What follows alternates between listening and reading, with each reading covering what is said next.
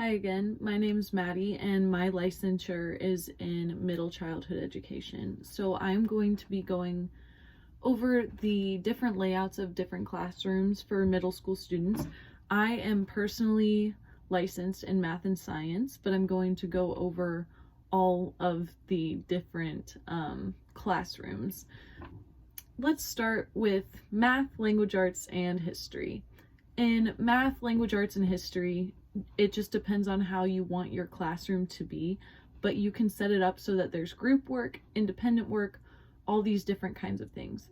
And when you are setting it up, if you are going to be moving around the classroom, you want to make sure that there are no issues with the students getting up and going around the classroom. This can include telling them to put their book bags under their seats if they're allowed to have book bags. There are some schools where the students are not allowed to carry book bags with them. The other part of this would be having all the students stand up and push in their chairs because you don't want somebody to trip and fall. There's very many different ways that you can have a very effective classroom layout. One of them is to have different kinds of seating for the students to choose from. So you could have yoga balls, swivel chairs. You could also have normal chairs. I've even been in a classroom where they have tall desks that the students can sit at if that's what they prefer. And some students really like that, and they can fidget around, and they can pay attention better since they are able to fidget around and they do not disturb the rest of the class because they're able to move a little bit. Science is a little bit different.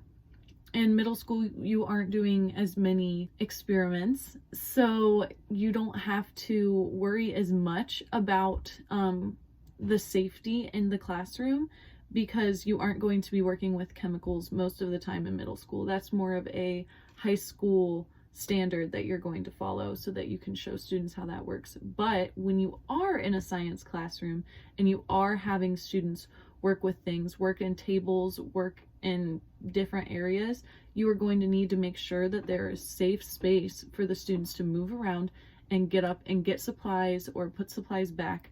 And there needs to be a hand washing station, and there also needs to be different kinds of seating in this room as well. Some students actually learn better if there's music playing in the background as well. The classroom that I'm in right now, she has slow classical music playing the whole time that she's teaching to help the students stay engaged. You have to match it to how you are going to be teaching, because if it doesn't work for you, it's not going to work for the students. That being said, if it works for you, it won't always work for the students either. So you have to come up with different ways to provide for the students in your classroom by moving them around, changing their seating based off of their needs, all of those kinds of things.